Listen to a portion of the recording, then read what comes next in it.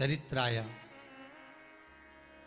भगवान राजा श्वेत को मारने के लिए, प्राणों को हरने के लिए दरवाजे पर दूत खड़े हुए हैं, पर श्वेत के प्राण लेने अंदर प्रवेश नहीं करते।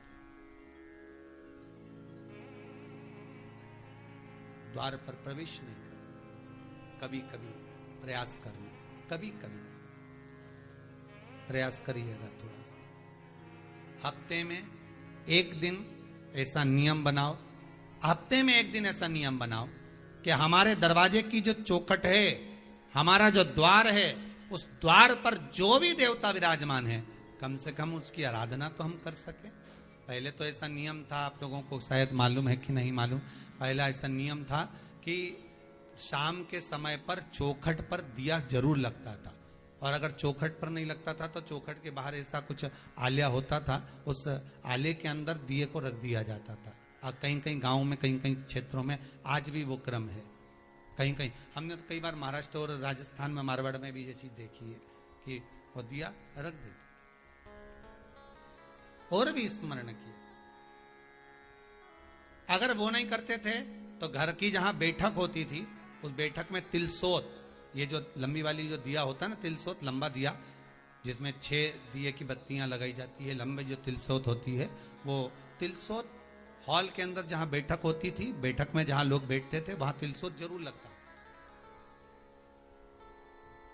आजकल तिलसोत कब लगती है? केवल दिवाली के टाइम पर शास्त्र की रीति कहती है प्रतिदिन जहां बैठक है, जहां आप बैठ रहे हैं, जहां आप कुछ कमा रहे हैं, जिस जगह पर बैठकर संसार के लोगों से आप वार्तालाप कर रहे हैं, कुछ इनकम आपकी वहां हो रही है, स्त्रोत जहां बढ़ रहा है, वहां तिलसोत को अवश्य लगाना चाहिए। तिलसोत होती है लंबी, नीचे से उसमें एक रखने का होता है, उसके ऊपर एक मोटी सी डंडी लगी होती है, डंडी के ऊपर इतना बड़ा एक दिए जैसा लगा रहता है, उसके अंदर 6 फलके होती हैं जिसमें बत्तियां लगी रहती है, वो तिलसोत कहलाता है, वो रखना चाहिए। पहले नियम था दरवाजे पर दीप लगाने का, वो समाप्त हो गया। बीच में नियम था दरवाजे की चौखट पर कंकु चावल लगाने का, कंकु चावल। आज भी राजस्थान में, मारवाड़ के अंतर्गत, जो अगर आप दर्शन करेंगे तो जितने हमारे सालासर बालाजी का करो, मेहंदीपुर बालाजी का करो, श्याम जी का करो, या फिर आप दर्शन करें दादी रानी सती का करिए, तो आज भी वहाँ पर एक नियम है। आप दादी माँ के यहाँ जाएंगे रानी सती पर, तो आप वहाँ पर भी दर्शन करेंगे, तो वहाँ एक चांदी का पाटला रखा रहता है चौखट के भाव से। किसके भाव से रखा रहता है? चौखट, माता के दरवाजे की चौखट। तो उस चौखट पर लोग स्वस्तिक बनाते, उसकी पूजन करते, विनती करते, उसकी आराधना करते, उसकी विनती करते, उस चौखट की स्वस्तिक बनाकर उसका पूजन कर रहे हो, आराधना कर रहे हो। उस द्वार का पूजन प्रयास करा करो। हफ्ते में एक बार ऐसा दिन बना लो कि मुझे आज के दिन अपने दरवाजे की कहीं कुछ भाग में, कुछ नहीं होगा तो जरा सा पोछा लगाकर जरा सा स्वस्तिक ही बना दूं, जरा सा मैं कुछ भाग कंकु ही लगा दूं, कुछ अक्षत ही लगा दूं। क्यों? जो दरवाजे के द्वारपाल हैं उनकी जो आराधना हो जाती है, उससे लक्ष्मी भीतर प्रवेश करती है और जीव का कल्याण होता है। करने में क्या जाता है? अपना अपन देवता पूजें, स्मरण करें, भक्ति करें, आराधना करें, उससे ये भी तो कर। द्वार शिव का हो चाहे अपना हो, प्रत्येक दरवाजे पर, प्रत्येक देवी देवताओं के द्वार पर द्वारपाल विराज बैठे। शिव महापुराण में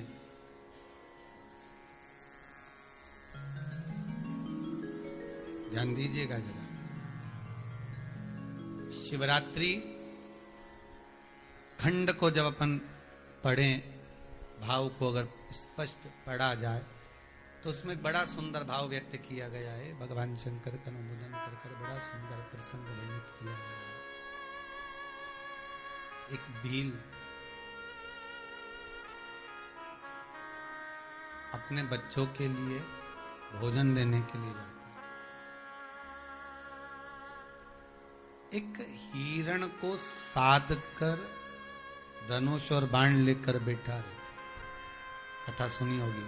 रात भर इंतजार करता है कि कहीं वो हिरण दिखे और उसको मैं मारूं और उसका जो मांस है वो मुझे लेकर। उसको नहीं मालूम था कि नीचे शिवलिंग था शंकर भगवान का, और भगवान शिव का शिवलिंग है, ऊपर जो पानी लेकर बैठा है, साथ में जो जल गिर रहा है, बेलपत्री गिर रही है, उससे शिव का अभिषेक हो रहा है। बाण नहीं है उसको।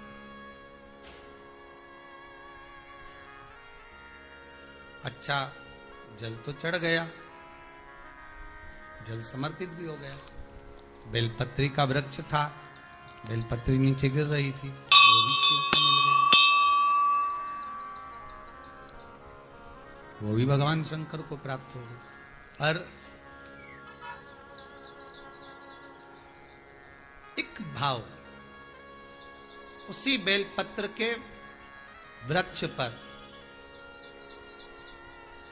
आप कभी अगर बेलपत्री को पाते हैं, बेलपत्री को अगर आपने खाया है, आपने स्मरण किया होगा, तो बेलपत्री को जब आप खाते हैं रोग मुक्ति के लिए, तो उसको जब छोटी सी बेलपत्र को चबा चबा कर खाते हैं तो शुरू में तौरी लगती है, उसके बाद थोड़ा सा मिठासपन लगता है, फिर जीवान पर छारपन लगता है थोड़ा। बेलपत्र का जब वृक्ष है, उसकी जो पत्ती गिर रही है, उस पत्ती के साथ में कुछ रस तत्व भी शिव को समर्पित हो रहा है। वही रस तत्व, उसी को बेलपत्री की पत्ती के ही रस तत्व को मधु कहा गया। वो रस तत्व